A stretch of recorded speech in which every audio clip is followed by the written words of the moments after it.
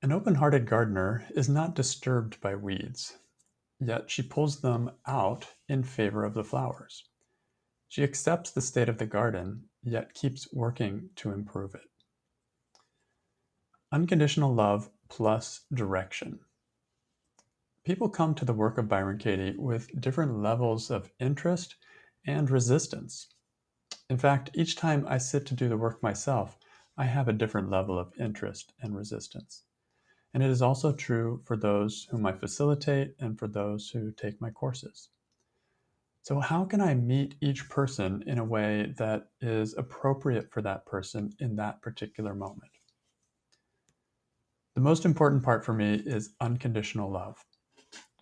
When someone comes to do the work, they're sharing something vulnerable. They're sharing the part of them that is stuck or confused or angry. And this takes courage. So, my number one job is to meet them with understanding.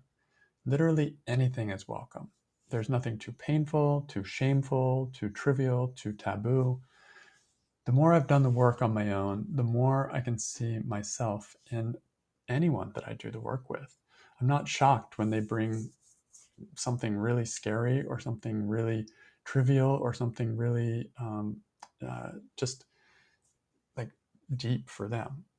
So instead of focusing on what they're bringing, I'm focused more on who they're bringing, who is bringing it.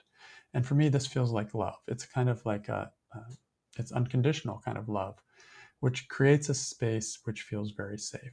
So even when I'm not facilitating, being with people this way also feels really good.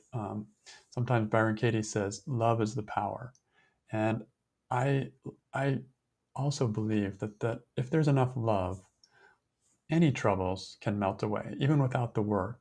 The work is like extra. But if love is there, anything can be dealt with. And so that's the way I like to hold clients, hold students, be with people who are interested in doing the work.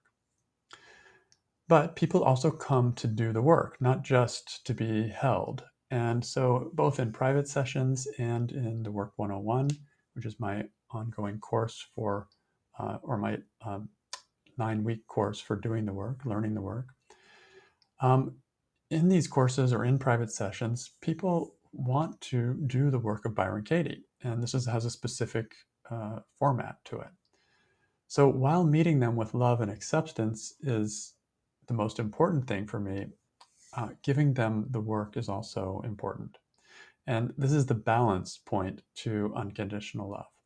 So, yes, everything is welcome here. Yes, I understand your suffering. Yes, I want you to find your truths as we work together, your own truths. I'm not here to teach you. Like, I'm here in a loving capacity.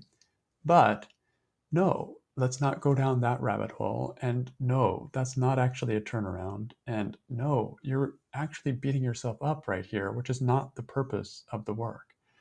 And no, you're defending your own stance here rather than looking for the role you play in your own suffering. These no's are as important as the yeses. And this is what I sometimes think of as the razor's edge of holding someone in the work.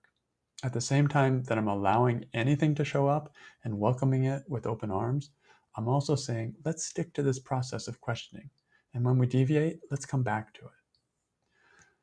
So, why this firmness?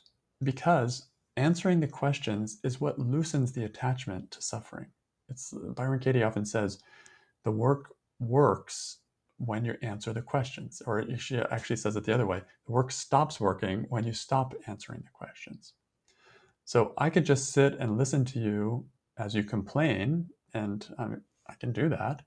But we could do so much more together if we go through these questions and see what they can do as you start to explore your own experience.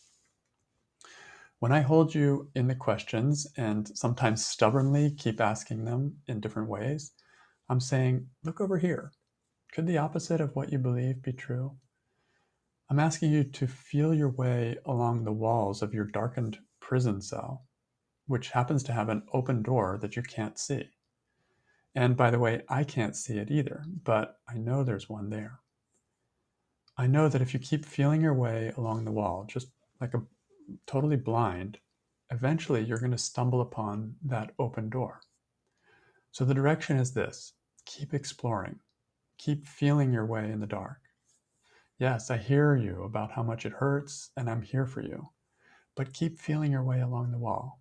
Have you walked along all four walls yet? Which one would you like to explore next?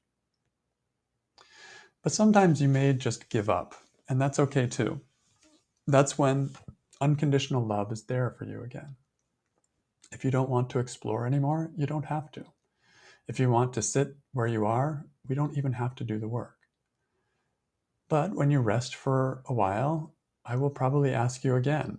And that's what love does also. I can't give you freedom. No one can. But I can patiently, lovingly invite you to keep looking wherever or whenever you have the energy to do some more. Okay, so are you ready to start exploring? Join us for the Work 101's online course and get familiar with this process of exploration. You'll learn the process by doing it. And in that, it's an experiential thing. The work is a meditation. You can't talk about it. You have to actually do it. And of course, in this course, you will be met with unconditional love. You don't even have to finish the course. We're here, however you want to use it. But you'll also be invited over and over again to look here and there and here and there. What you will discover, I don't know. But there's a good chance that you will find some open doors in rooms where you thought there was no hope for escape. And here's a quote from Byron Katie, the founder of the work, and from her book, Question Your Thinking, Change the World. I do the work with you because you think you need it. I don't have any such thought. I love you just the way you are.